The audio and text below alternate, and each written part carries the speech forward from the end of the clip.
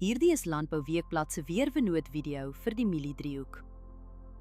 In kort, humiditeit bereik hoogtepunte teen 99%. Risiko vir swamdruk is hoog. Hier is die besonderhede. Groeigraaddae sedert Januarie staan op 1222.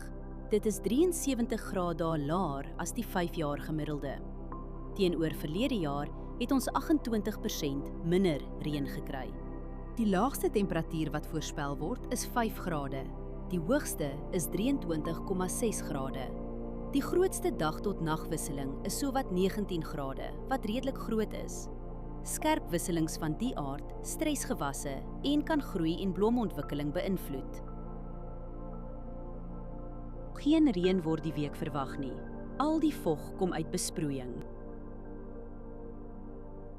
Die hele week is stil. Geen noemenswaardige wind daar nie. Wind bly deurgaans onder 15 km/h. Let op, windrigting, windvlaag, temperatuur, humiditeit en delta T voor jy spuit. Verdampen is die hele week onder 3 mm. Oorbesproeiing in die soort toestande hou risiko in vir wortelsiektes. Humiditeit is meestal hoog en blaarnatheid gaan maandag matig wees. Dus is die risiko vir swamdruk hoog. Onder die toestande kan swaminfeksies vinnig versprei op vatbare blokke.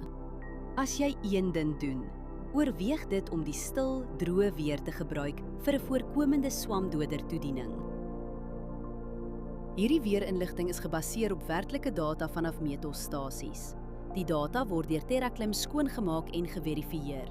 KI-interpretasies word deur grondwaarheidsdata onderlê, aangedryf deur Villa Crop Protection.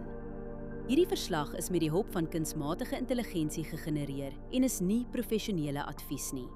Gaan na weather.villacrop.co.za en kies die weerverslag vir jou streek.